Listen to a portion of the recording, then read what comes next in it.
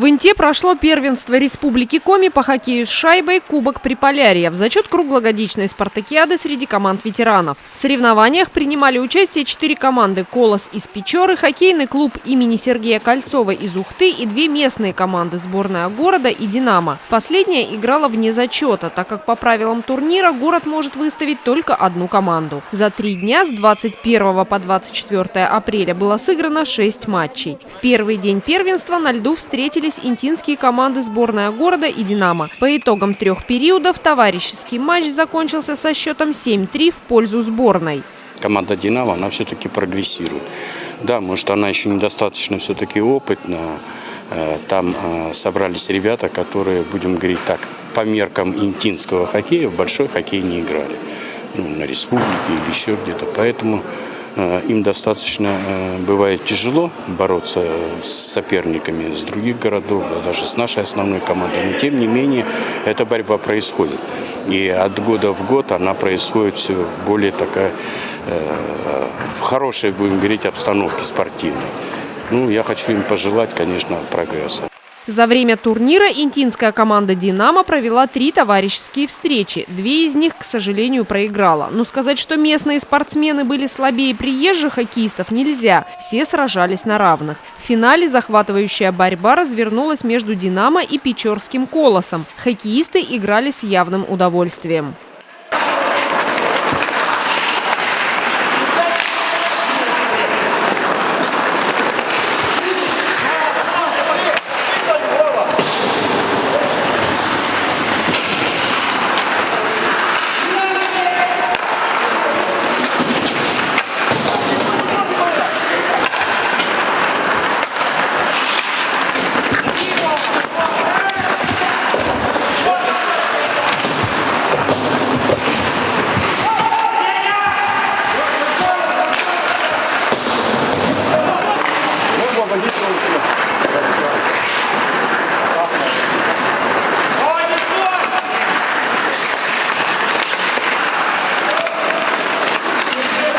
Второй сезон «Динамо» выступает в обновленном составе. В рядах ветеранов появилась молодежь. Стоит отметить, что несколько игроков еще учатся в школе. Мальчишек легко узнать по защитным шлемам с масками.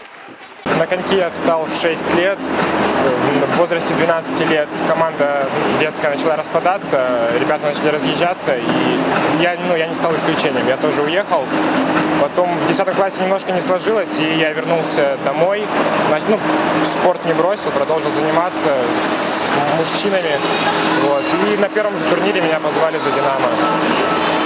2 года я уже играю за «Динамо», и неплохо играем, команда хорошая, атмосфера теплая. Не все такие мастера, но играть очень приятно с людьми. А насколько себя комфортно чувствуете в команде ветеранов? Очень сложно, потому что большая нагрузка, все мужчины взрослые и делают большую ставку на молодежь. Поэтому, все равно все очень тепло относятся, и сколько бы ошибок мы ни делали, они все равно поддерживают. Молодежь это наше лидирующее звено. Это ребята, которые тащат команду за собой. Они навязывают игру, соперникам забивают, все техничные, молодцы. Спасибо им большое. Родителям их тоже очень огромное спасибо, что поддерживают их за то, что они играют в команде «Динамо». Владиславу Пахмутову 18 лет. Он играет в «Динамо» последний сезон. В этом году мальчик заканчивает 11 класс и планирует уехать из Инты, чтобы продолжить образование в другом городе. Но хоккей парень не собирается бросать. Говорит, уже получил приглашение в студенческую лигу.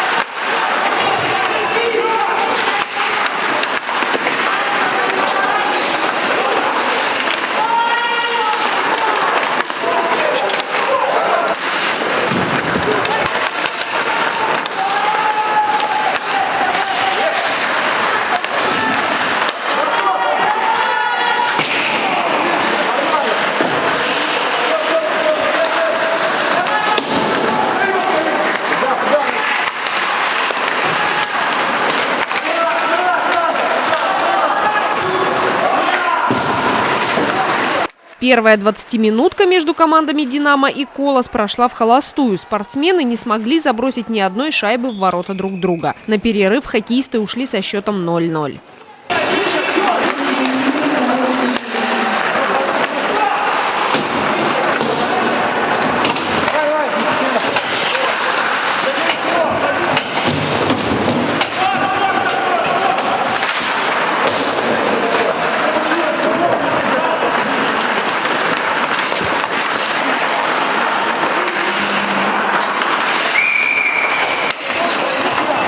Несмотря на то, что матч между «Колосом» и «Динамо» товарищеский, игроки обеих команд были настроены только на победу. Уступать друг другу они не собирались. Первый гол во втором периоде забил нападающий из Печоры Андрей Сенин. За 3 минуты до сигнальной сирены интинцы нанесли ответный удар. С передачи Владислава Пахмутова шайбу в ворота «Колоса» забросил Даниил Лященко. Кстати, этого игрока тоже нельзя назвать ветераном. Мальчик учится в школе. Играю 2 года. Позвали, просто отец позвал поиграть за ветеранов, пригласил, пошел на тренировку, понравилось, пригласили уже на турнир и так вот попал. Мы подтягиваем молодежь, потому что мы скоро не будем играть, а молодежь останется. Мы надеемся, что в команде «Динамо» будут дальше и дальше, и команда «Динамо» будет существовать еще долго. И эти молодые уже будут мужчинами уже, когда отучатся. В этом сезоне они уже последний раз с нами играли, потому что уезжают на учебу. Они 11 классе учатся. Но мы их будем ждать, как они закончат, будут приезжать, будут у нас играть. Второй период закончился ничьей. Счет составил 1-1. В заключительном отрезке матча борьба развернулась нешуточная. Иногда судьи фиксировали нарушения правил. Спортсмены применяли силовые приемы. Мужчины атаковали с таким усердием, что даже клюшки ломались на несколько частей. И экипировка не спасала игроков от сильнейших ударов. Хоккеисты периодически оказывались на скамейке штрафников. Спортсмену из Печоры понадобилась медицинская помощь.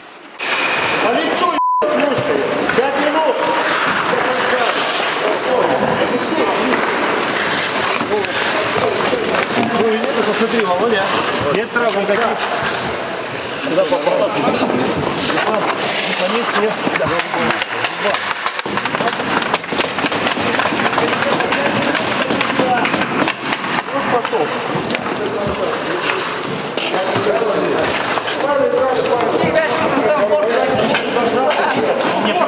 Прямой удар кружкой в лицо.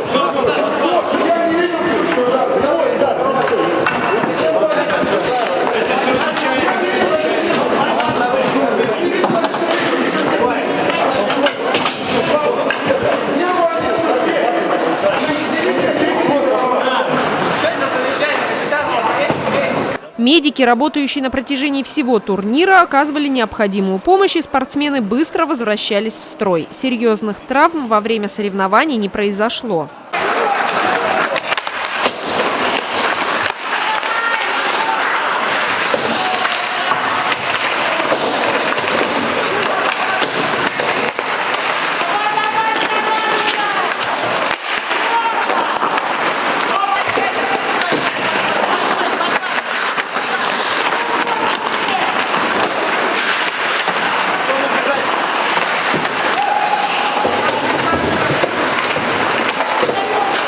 В Инту приезжаем практически на все их чемпионаты, проводимые здесь.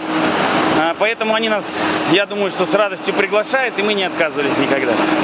Поэтому мы довольны городом Интой, гостеприимством. Нас устраивает все полностью. Также мы ждем всегда их в городе Печоре, и я думаю, они тоже не отказываются к нам ездить. В состав печорского «Колоса» входят в основном настоящие ветераны хоккея. По словам тренера команды, большинству игроков уже далеко за 40, но иногда в ряды спортсменов вступает молодежь. Команда «Колос» у нас очень древняя, как говорится, и состав у нас обновляется молодыми игроками, а так в основном у нас команда 40+. То бишь мы играем уже возрастными игроками, но тем не менее подрастающее поколение растет, и они не отказываются играть в клубе «Колос». Поэтому мы выезжаем практически везде, где нас приглашают, куда зовут, мы ездим именно ну, стараемся, можно сказать, выезжать 40+, но при этом иногда у нас состав дополняют некоторые игроки, которые гораздо моложе. В третьем периоде у спортсменов обеих команд как будто открылось второе дыхание. Шайбы поочередно летели в ворота друг друга. Динамовцы Ленар Шакиров, Владислав Пахмутов и Алексей Филиппов трижды поразили ворота Колоса. Печора тоже не отставала. Игрок под 77-м номером Владимир Сенин сумел забить 2 гола.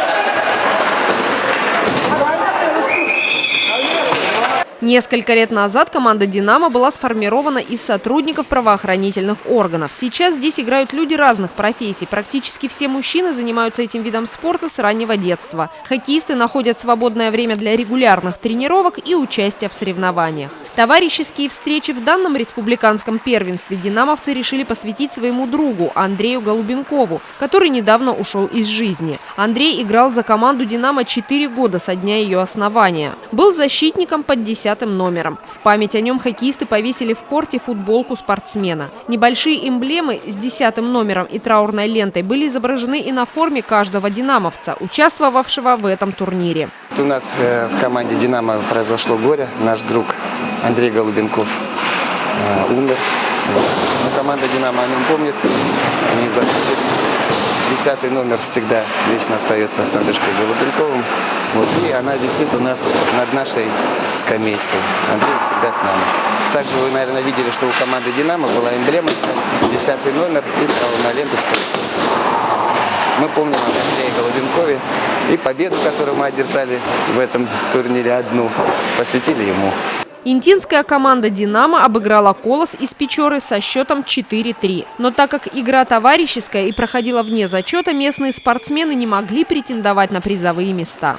Ну, немножко не доработали, наверное, прежде всего в обороне. Это первое. Ну и второе, я так думаю, что сопутствующий успех каждой команды на сегодняшний день какой был, такой и есть, получается.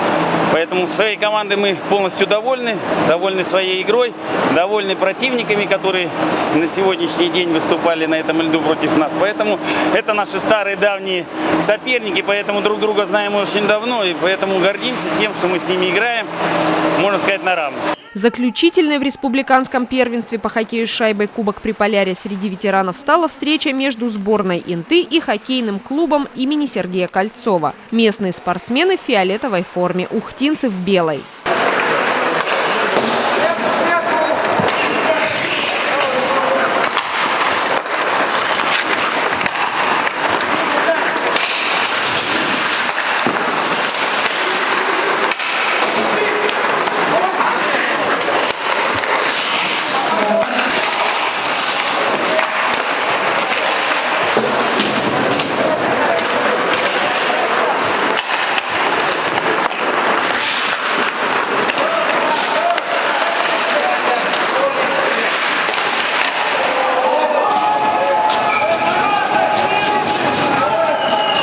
Интинцы сразу бросились в атаку, и уже на 3-й минуте счет был открыт. Первую шайбу в ворота Ухты забросил капитан местной сборной Юрий Керн. На 14-й минуте его одноклубник Александр Миронов забивает еще 1 гол. Первый период закончился со счетом 2-0 в пользу хозяев льда.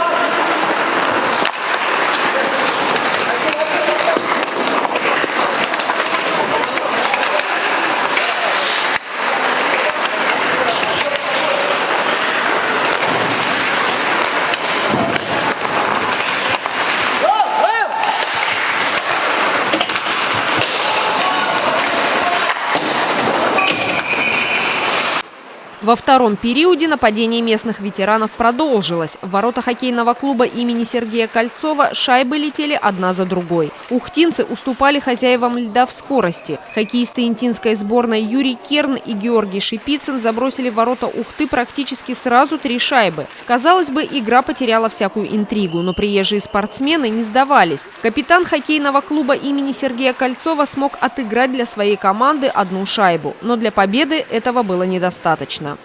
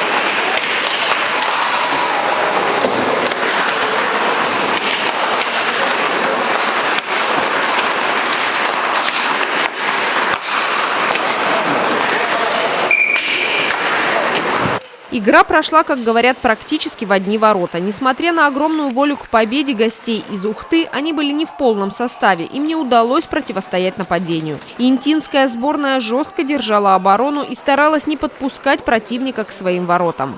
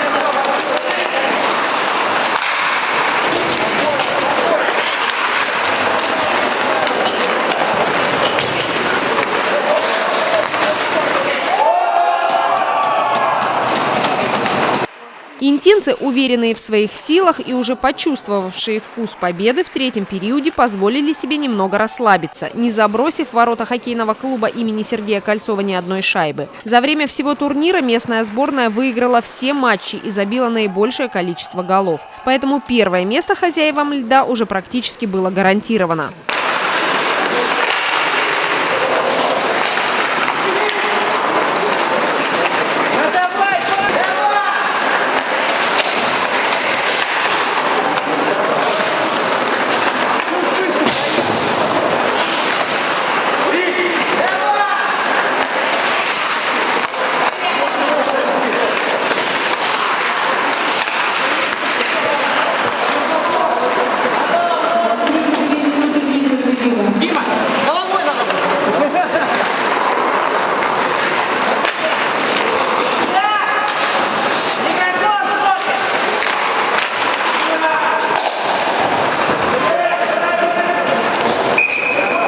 За 40 секунд до конца игры ухтинскому хоккеисту под 70-м номером Дмитрию Юрченко удалось отправить шайбу в ворота сборной Инты. Но на исход встречи этот гол уже повлиять не мог. Матч закончился со счетом 5-2 в пользу хозяев льда.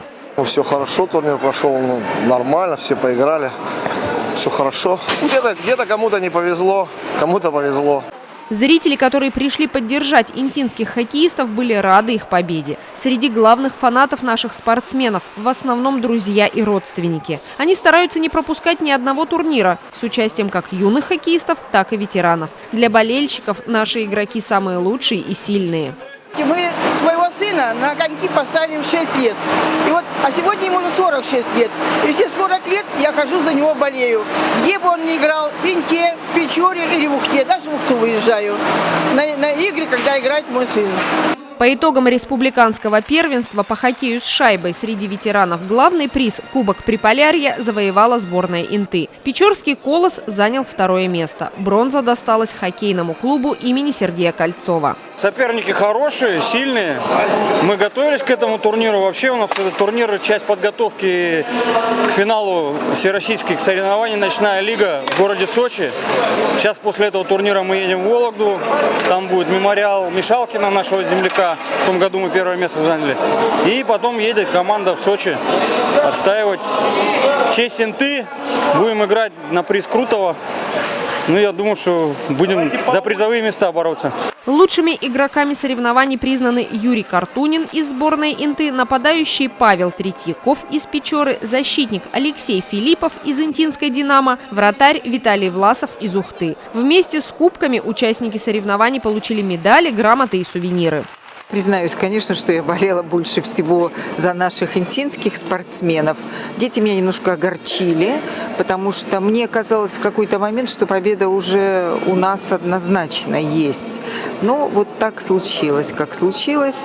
А взрослые я, к сожалению, не все игры видела, но во всяком случае я вчера сказала, что они не ветераны, они настоящие спортсмены. И, конечно, никакого возраста в спорте и быть не может, потому что люди поддерживают себя, люди с удовольствием, с азартом играют, они очень темпераментно играли, и, конечно, победы, которые есть, меня очень радуют.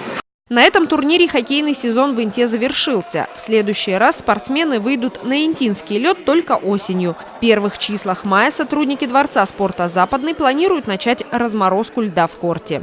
Ни для кого не секрет, что это удовольствие дорогое, и нам буквально недавно пришлось ремонтировать и потратить достаточно внушительную сумму денег для того, чтобы отремонтировать и функционировать смог наш лед. В мае мы закроем сезон.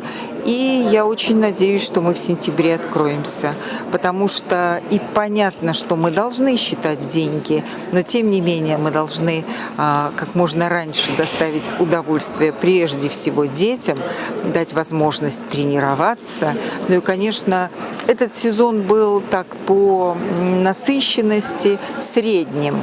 Я думаю, что здесь нам стоит поработать и прежде всего с мэрами наших городов Республики Коми, которые не прислали свои команды, и с ними я обязательно проговорю, потому что должно быть чувство плеча, единства. И, конечно, если спортсмены не будут встречаться с достойными командами, они не будут работать. Для этого нужны кураж, азарт, ну, в общем, все, что присуще спортсменам. К сожалению, в этом году по взрослому хоккею достаточно мало мы провели здесь турниров. Ну, для этого были объективные причины, в первую очередь связанные с нашими, будем говорить так, коллегами из других городов, связанные с финансовыми возможностями. Но если оценивать этот турнир, ну, я очень рад, естественно, что наша основная команда заняла 1-е место, победила всех соперников. Ну, турнир прошел достаточно хорошо. Хотя, хочу сказать, все-таки соперники наши привезли, основные соперники, это Ухта в первую очередь, недостаточно сильную команду по сравнению с прошлыми годами. Поэтому игра смотрелась, будем говорить так, не очень ярко, не очень азартно, но тем не менее зрелищно, интересно. Почему я так говорю? Даже на третий период уже поставили второго вратаря интинская сборная. Поэтому вот с этой точки зрения. Хотелось бы, чтобы приезжали на турниры все-таки команды достаточно серьезно настроены на победу. Но тем не менее хочу пожелать всем участникам турнира, чтобы было больше зрителей. Зрителей, конечно, было хотя и прилично, но немного. В следующем сезоне организаторы соревнований вместе с интинскими хоккеистами обещают зрителям массу красивых и захватывающих игр. Ориентировочно на ноябрь запланирован традиционный турнир по хоккею с шайбой среди мужских команд «Кубок вызова».